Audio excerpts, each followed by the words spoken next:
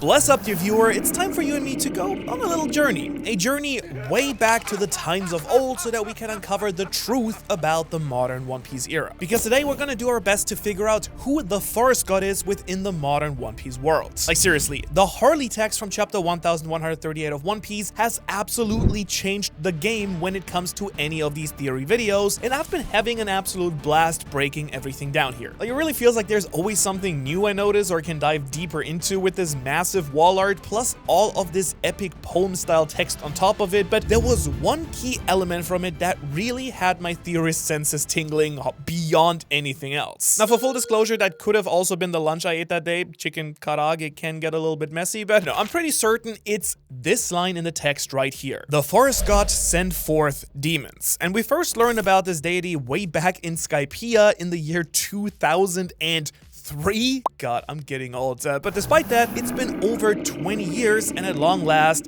this mysterious forest god has actually returned to the story. Maybe. We'll get to that. You see, I've been an advocate for these gods being actually a real thing in the modern era for a while now. Pretty much the moment that Nika was confirmed to be the sun god, it kind of felt like it was a pretty good sign that Oda would eventually put an earth god, a rain god, and a forest god into the main storyline as well soon enough. And well, will you look at that, the Harley just acknowledged all three of these gods together. Now, in a video I've made recently, I actually claimed that Imu may be the earth god based on all the imagery from the Adam Tree mural lining up with the Harley text, and I also think that it's very likely that Shirahoshi, by way of being the next Poseidon, could be the next rain or sea god, which just leaves us with the forest gods. Now, in my expert One Piece opinion, which is only an expert opinion because I do this literally every day as a job somehow, I do think that there are three candidates for the forest god that are really realistic here. Admiral Ryokugyu, aka Green Bull, Tony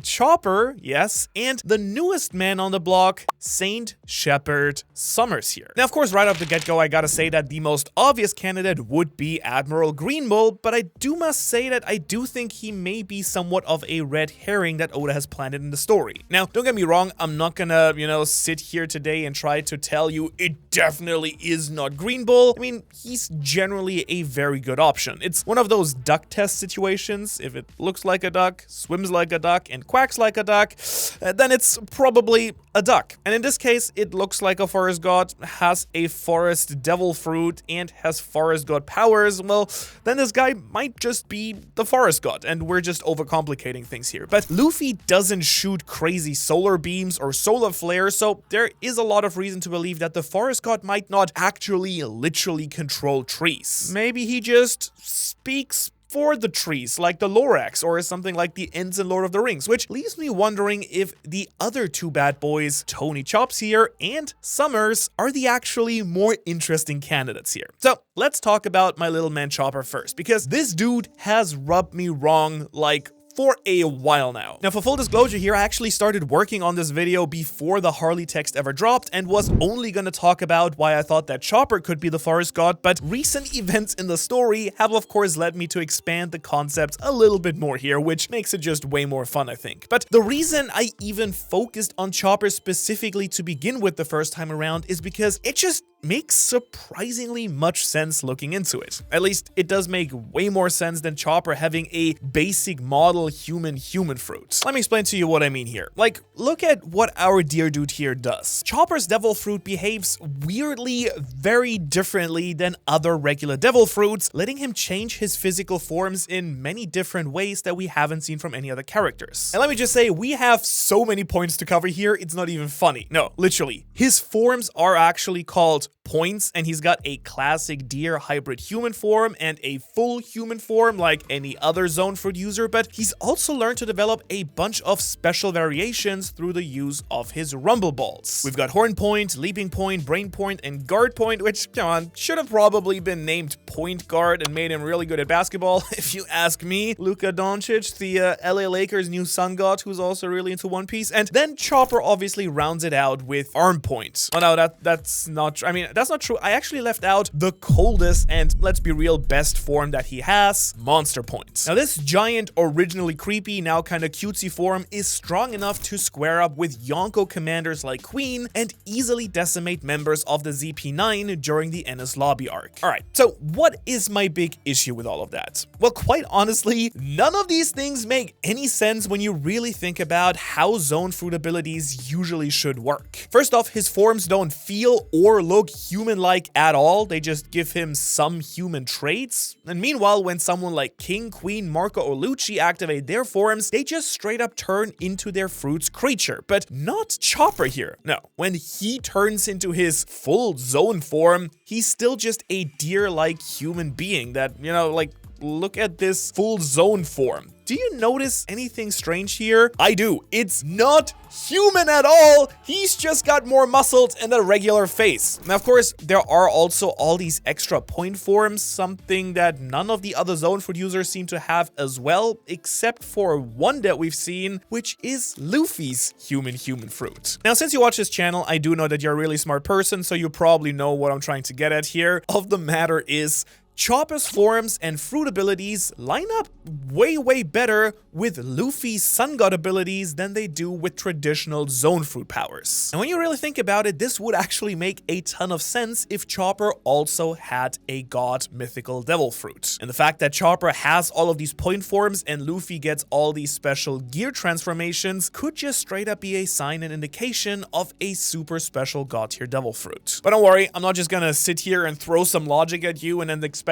everything to stick. Oda could totally just decide that this one devil fruit suddenly works very differently than all the other zones, and that would be something I can't argue against because he writes the story. He's literally done it before, by the way, with Lost Ope Ope no Mi, aka the most overpowered fruit that can just do whatever it wants, it seems, not following any of the other general paramecia rules whatsoever as well. Unless it's also, we can't talk about that. So I went ahead and ran with this idea and made sure to fact check it against Oda's favorite source material, which is just world mythology in general, because you better believe that the backbone of any good One Piece theory has to have some ties to some form of real-world situation or an ancient real-world mythology. Because we're talking about an author here who's built an entire Elbaf arc on names and characters from Norse mythology, has an entire arc with Skypiea dealing with Aztec and, you know, the Mayan civilization and mythology, and literally has crafted a super in-depth lore for the series around gods, ancient monsters, and giants, all based on other sources, so pretty safe to say, if there's mythological evidence for Chopper being a god, it would really help this idea stand on its legs a lot better, much like the Hito Hito no Mi helps Chopper stand on his legs, I guess. And guess what? That's right. There are a bunch of deer gods that Chopper could actually be drawing inspiration from across a bunch of different mythological pantheons. And no, this is not just Manu finding deer gods to fit his theory.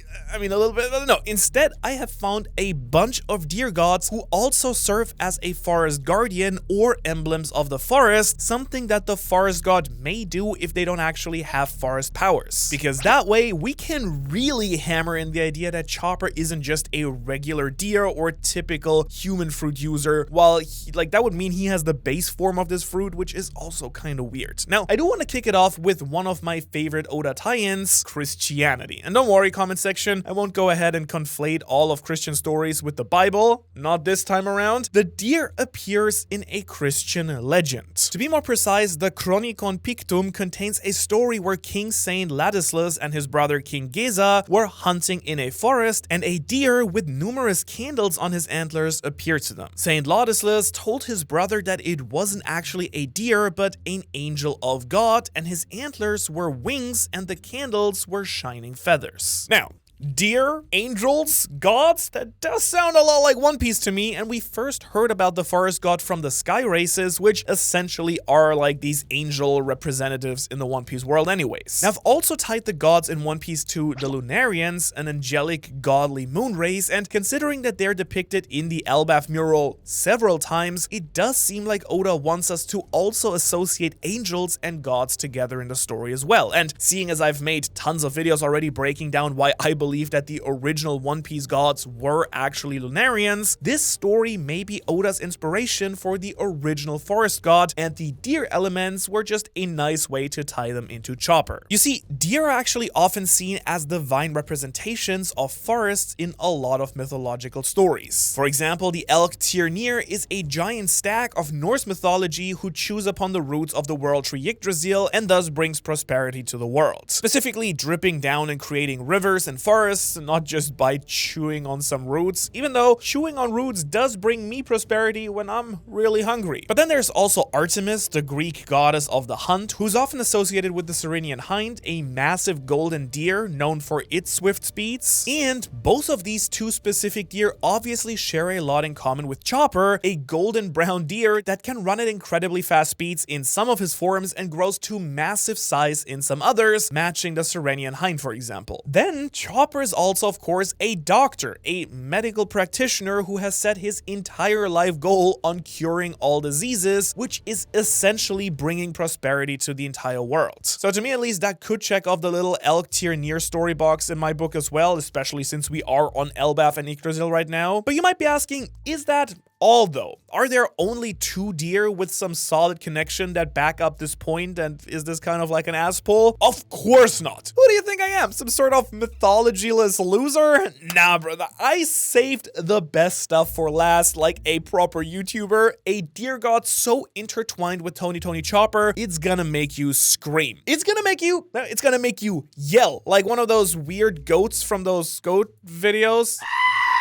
I'm referring to none other than the Celtic god Cernunnos. And I truly believe that if Chopper actually turns out to be the forest god and has a forest god fruit, it would have to be the Hitohitonomi model Cernunnos. Or at the very least, Oda would be pulling the majority of inspiration for whatever he names the forest god from this creature. You know, kind of the same way that Nika is probably based on a variety of different gods and inspirations, because Oda just kind of flip-flops on a whim which gods and creatures will be in his story and which one will just be, you know, reference material and never get actually named. Now, you're probably wondering what I'm talking about here. Cernunnos is an archaic and powerful deity fitting in very nicely with the idea that in One Piece, these gods are from an ancient history from a very long forgotten era, the First World. But much more importantly, he's a god whose title is Lord of Wild Things. He represents the forest, its creatures, and fertility, and he's also known by his title of the Horned One, which I don't know about you personally, but I kind of think that is a pretty great way to describe Tony Chopper, because regardless of what point or form he's actually in right now, the most defining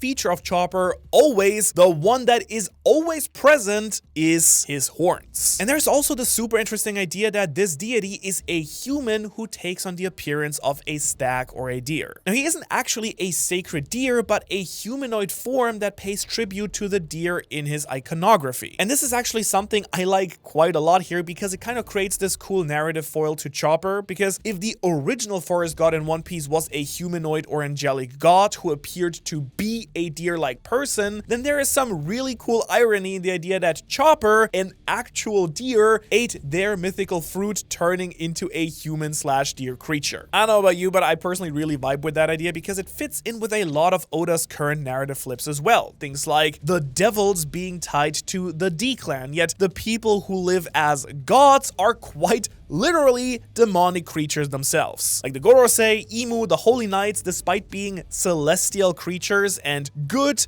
are depicted with pentagrams and dark powers and evil demon monsters. Meanwhile, Luffy, a member of the D-clan that Imu quite literally calls devilish, has a holy sun god fruit. I hope you're seeing my point here. And actually, that kind of brings this Chopper section somewhat full circle, because the most interesting fact about Cernunnos and how he may be inspiration for Chopper's fruit is the fact that he's also a god of the underworld. Now, when I realized this, I had this moment where I felt like a bunch of gears just clicked into place in my mind, as it reminded me of the line that started all of this: the forest god tamed or unleashed his demons. Demons are creatures of hell, the creatures of the underworld, meaning that this could line up incredibly nicely with the idea that in the Harley text, the forest god was responsible for handling the demons of the second world. More importantly though is the idea that Chopper would have a connection to a devil, because if you haven't realized yet, this is sort of an unwritten necessary thing for the Straw Hat Hat pirates, like in some way, shape, or form, every single crew member has some sort of thing that ties them to a mythological demon, hell god, or, you know, something of that sort. And if you've never thought about that, let me quickly tell you what I mean. Robin is the demon child of Ohara with a giant demonic fleur here. Zoro is currently wielding Enma, the sword named after a god of hell, and literally just screamed, "I will be the king of hell" at the end of Wano. Then we have Sanji, who uses Diable and Ifrit Jambe, two very different attacks named after demonic entities themselves. I'm thinking about it, actually should make a whole video breaking down the Straw Hat demons, but regardless, I could go ahead and tie every single Straw Hat fairly easily to one, and now I finally also have a way to tie Chopper into this with the Cernunnos connection as well, which just kind of makes me believe that regardless of if he has the forest god fruit or not, Oda very clearly seems to be drawing a parallel between the Celtic gods and our lovable, candy-loving reindeer mascot. Something that might actually truly help Chopper achieve his full dream of curing the entire world's diseases, because if he has the mythical powers of the magical forest spirit, then he may have some herbal healing powers to unleash on the world as well. Something of note that really ties in nicely to Chopper's true goals is also that Cernunnos is the name origin of a specific type of defiancy, because Cernulose deficiency in the real world is an immunodeficiency characterized by microcephaly,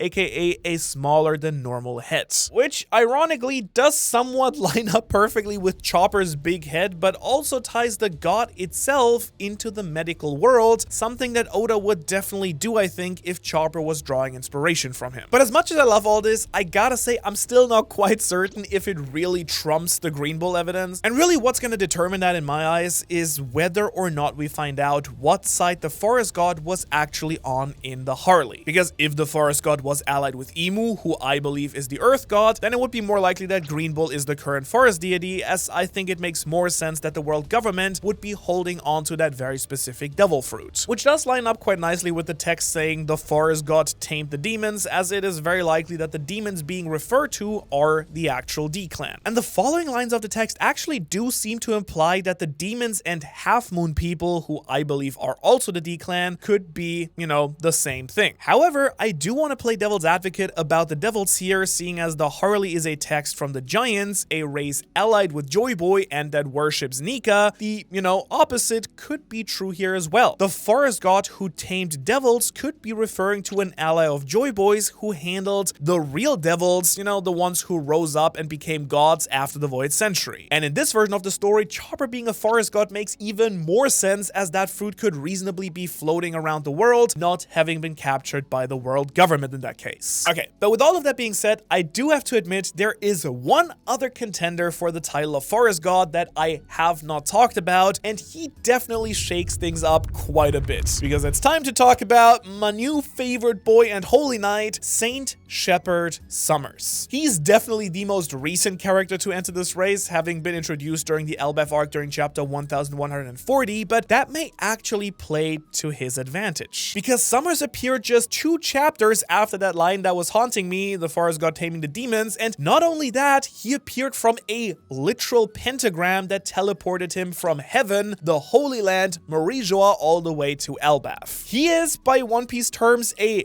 god already by nature of being a celestial dragon. Okay, but now why would I even think about including this guy? Like, what about this weird old dude in his underpants is actually giving me forest god vibes? To be honest, we don't have that much about him yet, but it would be wrong, I think, to exclude him from my discussion here, because what little we do about him actually seems to fit the bill quite perfectly. You see, Summers belongs to the Shepherd clan, where his only family member in the series so far is confirmed to be Saint Chu Peter, one of the Gorosei. He's the younger blonde one that turns into the giant, you know, basically dune worm thing, and this inherently, I think, builds some sort of farm and forest connection, because he is the warrior god of agriculture. And when you add in the fact that Summers has a big rose on his chest and a thorny sword guard, it kind of seems like Oda wants us to tie the image of plants and farming to this particular family. Now, if you've watched any of my previous theories, you'll know that I'm a very big advocate of the idea that the ancient gods of forests, sun, rain, and earth are all tied to farming and agriculture as a whole. The idea here being that they came down from the moon because they ran out of resources to harvest the planet below by using the ancient weapons to actually terraform it. Now that idea isn't too important here, but it does give a little bit of an extra bonus to the idea that farming and the forest god are directly connected. But instead, what I really want to focus on is an ancient tale from the world of Tolkien known as the Shepherds of the Forest, because as you can clearly see in the title, it has the two key buzzwords of shepherd and forest, something that could tie very nicely into Saint Shepherd Summers being the current forest god. By the way, very quickly, the reason I think this is relevant is because there are actually a ton of Lord of the Rings references in One Piece, and I do want to get into that at some point. If you want to see that video, I would love to make it. Let me know in the comments. But yeah, just know that there's a lot of Lord of the Rings in One Piece. And with that being said, the Shepherds of the Forest are a tree folk who care for the forest and its inhabitants. They may help lost children and travelers by using other forest creatures or ancient tree magic. And as you can see, I love taking a moment to talk about my other favorite series of all time, as I will take any excuse to talk about, you know, Lord of the Rings and One Piece at the same time. But the bigger point here really is that this story seems to fit very well into what is happening with Saint Summers in the Elbaf arc. So ultimately, I do think that it's very possible that this could be something Oda is actively pulling inspiration from, specifically due to Summers' role in the Elbaf arc being, you know, a shepherd who is helping the children of Elbaf by kidnapping them and then getting the country to bend the knee to the world government. Of course, he's also got some sort of ancient magic, and based on his appearance, it could very well be some sort of dark forest magic. Really, the only thing missing is the forest god title right now, and it could be confirmed soon that he is just straight up that. Now, with all that being said, I do admit that this one is a bit of a stretch, but there was still enough here, I think, that could make me think that Oda could at least be giving us two red herrings in the form of Chopper or Green Bull here, and having a surprise reveal that one of the Holy Knights is actually one of the other gods could be quite insane. But it goes without saying that the jury is very much still out on that one, and only time will tell. But at the very least, I do like to think that I'm onto something here, and I am damn near certain it is one of these three characters. But that of course still leaves room for debate about the sea or rain god and of course the earth god. And to know my thoughts on who I think they are, that being Imu and Shirahoshi, you should check out this video right here that breaks down the entire Harley text and like how it ties into my headcanon about what One Piece is all about, and of course the big mural next to the Adam tree. Like, this breakdown video is the root of our video here, and its branches spread wide and far when it comes to One Piece lore. This thing is so densely packed with lore and ideas that I'll just continue to use it for months and probably years afterwards going forward, so you better get yourself caught up on everything there is to know about it. Otherwise, thanks so much for watching. As always, thanks so much to all of you Patreons. If you also want to support the channel and get some insanely cool rewards in exchange, like early access to videos, art, and whatnot, bonus content, go check it out. And I'll see you in the next one.